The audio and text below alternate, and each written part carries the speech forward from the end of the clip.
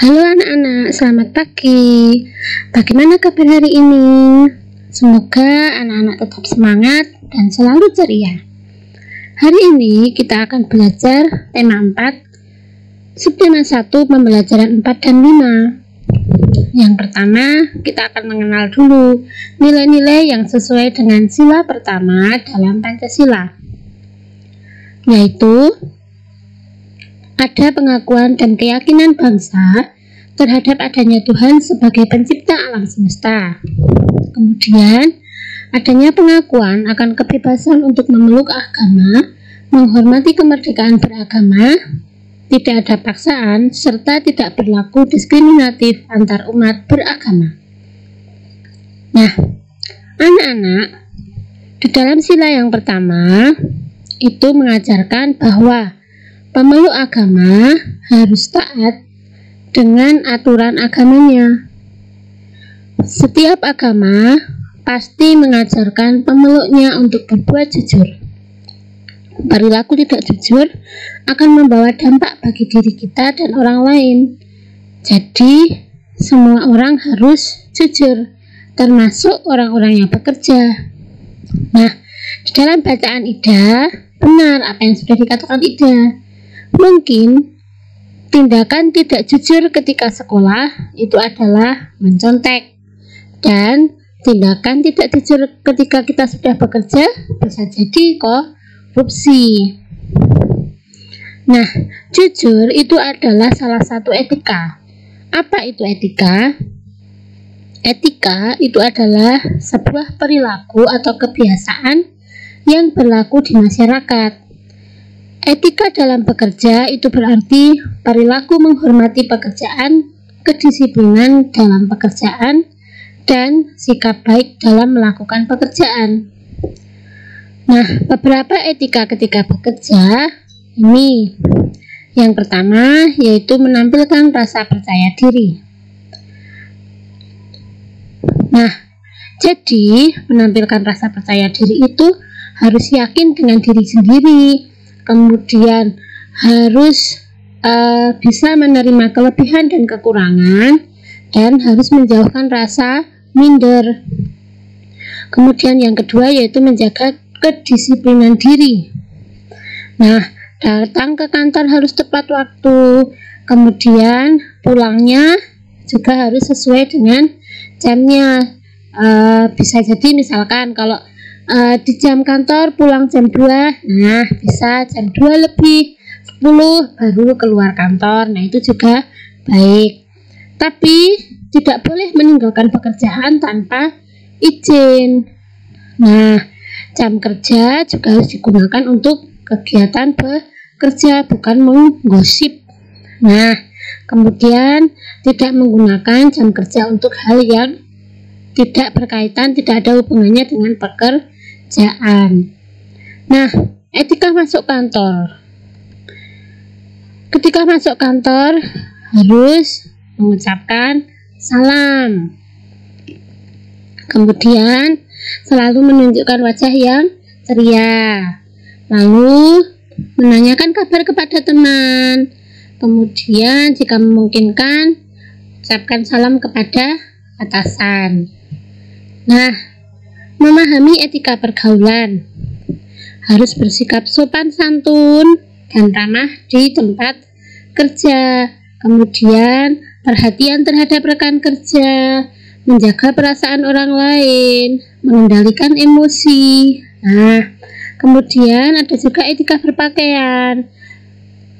Nah, harus memakai pakaian dengan ukuran yang sesuai. Kemudian pakaiannya juga harus rapi. Lalu model pakaian juga harus yang sopan. Nah, warnanya juga tidak mencolok, yang enak dilihat. Nah, kemudian etika ketika berbicara. Nah, berbicara harus mantap, ya, menatap lawan bicaranya, tidak boleh berbicara kok sambil melengos. Nah, lalu suaranya juga harus jelas. Kemudian bahasanya juga yang baik, yang sopan. Tidak menggunakan nada suara yang tinggi. Lalu harus bisa menjadi pendengar yang baik. Tidak membicarakan kejelekan orang lain atau bergunjing. Kemudian ketika berbicara, tidak boleh memotong pembicaraan orang lain. Kemudian juga tidak boleh membicarakan hal yang sensitif. Nah, hubungan dengan atasan. Nah, harus menghormati atasan. Kemudian meminta saran dan petunjuk agar bisa berkomunikasi dengan atasannya. Lalu berusaha untuk tidak membuat kecewa atasan. Kalau mau memberikan saran dan masukan juga harus secara bijak. Nah, tidak boleh membuat malu atasan. Kemudian ada lagi etika, yaitu hubungannya dengan teman sekerja. Nah, tidak boleh menganggap teman itu sebagai pesaing. Harus selalu mengembangkan kebiasaan saling membantu. Kemudian selalu mengembangkan kebiasaan yang saling mengingatkan, kalau ada kesalahan diingatkan. Nah, tidak menjatuhkan teman. Nah, ada lagi etika hubungannya dengan bawahan. Kalau misal jabatannya lebih tinggi kan punya bawahan. Nah, harus menghargai bawahannya juga. Lalu tidak terlalu menunjukkan kekuasaan. Wah, aku nganu kok lebih tinggi dari kamu. Nah, itu tidak boleh. Lalu selalu membangun hubungan yang baik. Nah, sering menanyakan kondisi kesehatan keluarganya juga. Nah, memberikan perintah dan teguran juga harus bijak, tidak boleh sambil bentak-bentak. Nah, kemudian menjaga kredibilitas diri. Berbicara harus dengan yang jujur, lalu selalu menepati janji, memiliki rasa tanggung jawab yang tinggi. Nah, anak-anak, etika di dalam bekerja itu hanya sebagai contoh, tapi dalam kehidupan sehari-hari, misalkan anak-anak di sekolah, di tempat bermain pun juga bisa menerapkan etika tersebut. Nah, di sini Budema akan memberikan contoh pekerjaan yang ada di lingkungan sekolah beserta kegiatan yang dilakukannya atau kewajiban yang harus dilaksanakan. Nah, jenis pekerjaannya ada guru. Nah, kegiatan yang dilakukan yaitu apa? Mengajar. Kalau penjaga sekolah, ya membersihkan lingkungan sekolah. Kepala sekolah, ya jelas harus menyusun kurikulum, mengatur yang lebih penting ya anak-anak ya.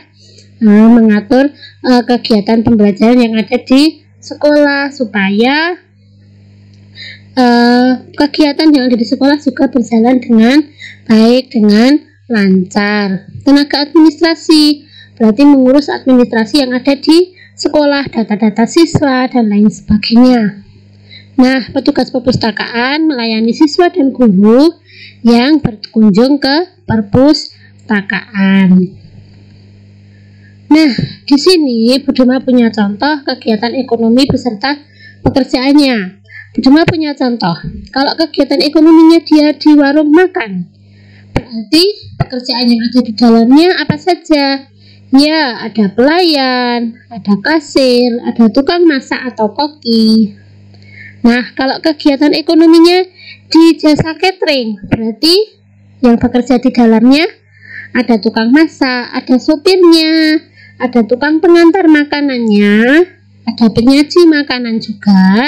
Nah, kalau di pasar, ya jelas ada pedagangnya, ada kuli angkutnya, ya kan, ada pembelinya, ada penarik retribusinya, ada tukang parkir. Kalau di bank, nah kalau yang orang tuanya bekerja di bank pasti tahu, ada kasirnya, ada marketingnya, ada customer service, ada cleaning service, dan ada Pak Satpam. Nah, kalau pabrik sepatu, quality controlnya ada karyawan, ada satpam, dan juga ada tukang parkir. Nah, untuk latihan hari ini, Budi meminta anak-anak untuk menambahkan 2 kegiatan ekonomi beserta jenis pekerjaannya, seperti contoh yang tadi sudah Budi jelaskan. Ya, cukup 2 saja, bebas. Kemudian Budi mengucapkan terima kasih untuk hari ini. Untuk kegiatan karakter, Budi meminta anak-anak untuk membantu orang tua menyapu di rumah. Ya, nanti bisa difotokan atau di video lalu dikirimkan melalui Google Classroom ya anak-anak ya. Terima kasih, selamat belajar, tetap semangat, tetap jaga kesehatan, ingat harus jaga jarak, selalu memakai masker ketika keluar rumah. Tuhan memberkati.